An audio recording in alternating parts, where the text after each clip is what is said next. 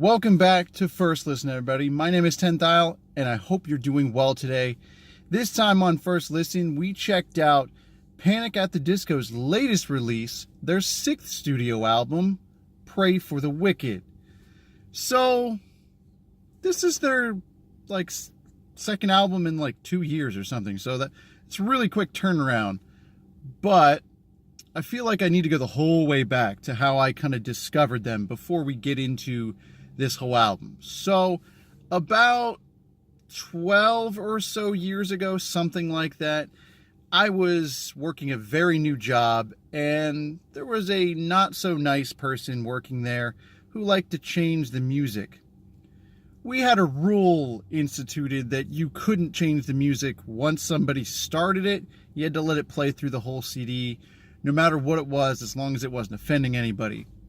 So, to really get at somebody, I put in Panic at the Disco. What people didn't know is I actually really enjoyed the band the first time I heard them. I really enjoyed them, so I kind of just kept listening to them, and really takes me back here, because this is a band that is definitely not for everybody, but it is a band that I have always enjoyed every time I've sat down to listen, been up and moving, whatever it is.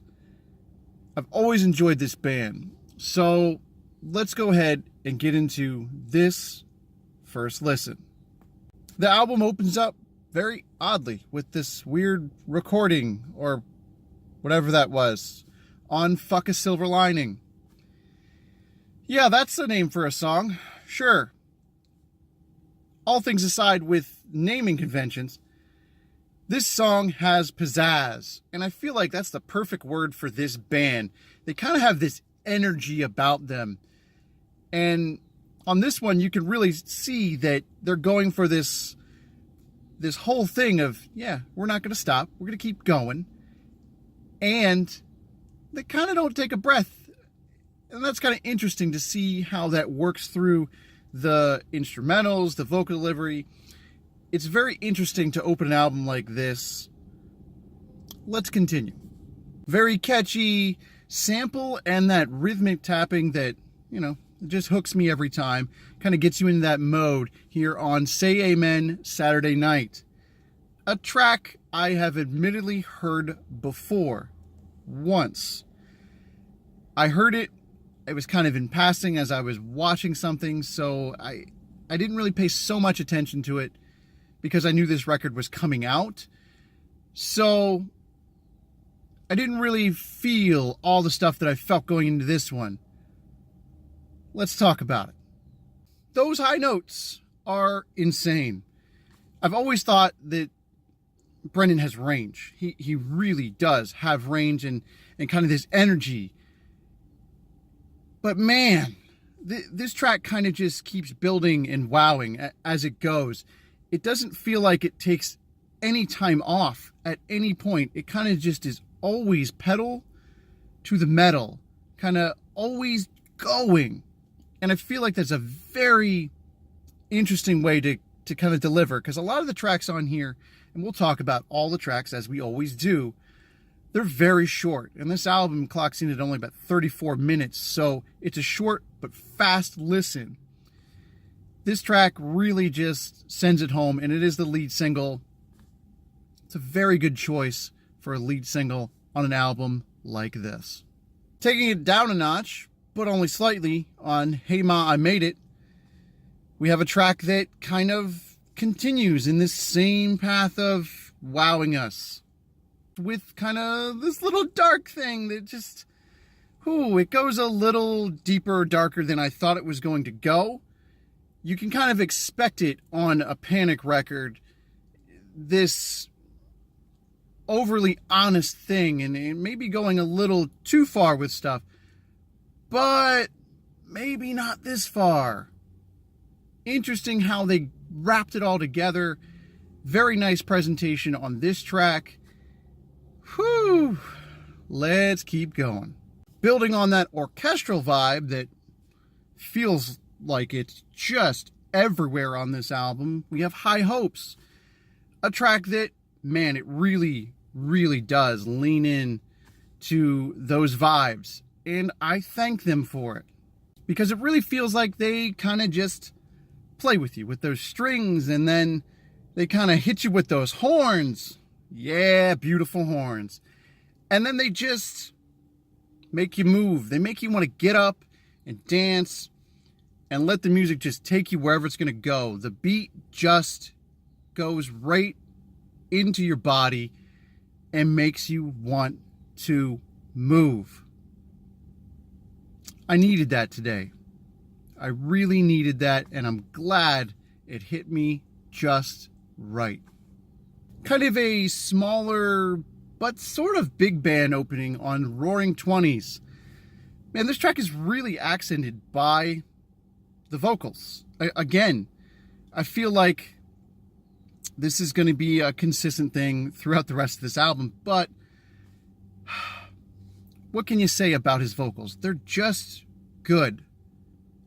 They fit right with their vibe, their message, kind of the flow that they're looking for. It always hits just what they're looking for. Even on a track like this, where I kind of was a little put off at the beginning, I was kind of with them by the end. I might have to check this one out again to really get the full message and all that. But one thing I will say is it feels like kind of a double meaning on the Roaring Twenties. Kind of like maybe they were great and maybe they were kind of chaotic at the same time. That's how part of my 20s were, so I can kind of relate to that. Oh boy, electronica / dubstep quotas met on Dancing Is Not a Crime.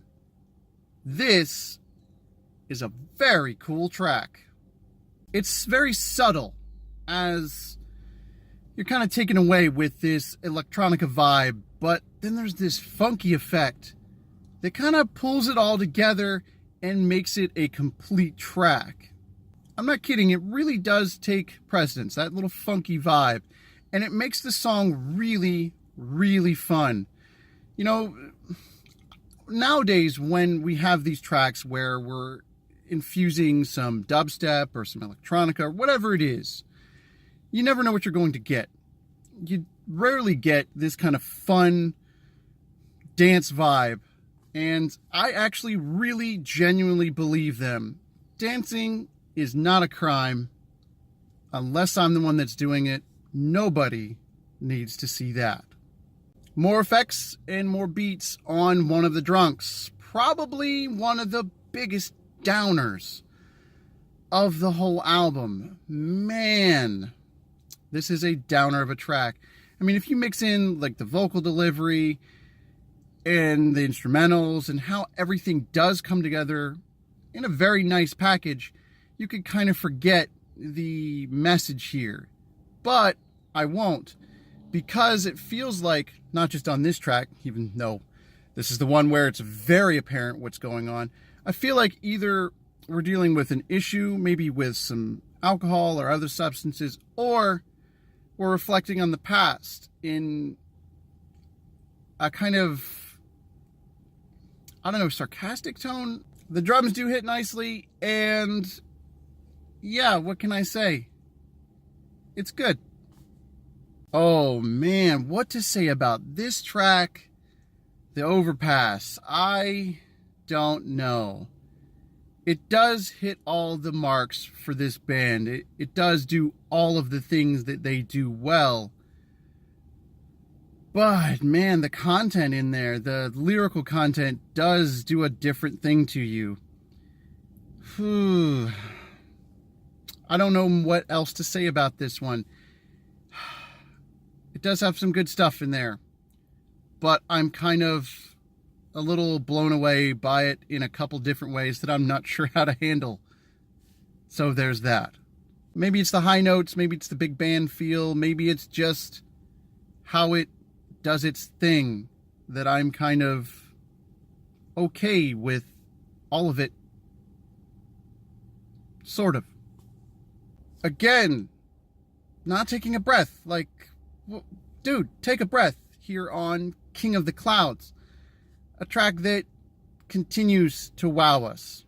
And whether we're being wowed by the pace, which, man, I have no idea how that was maintained, or the range, I feel like it could be both, But, man, we are wowed by this band yet again.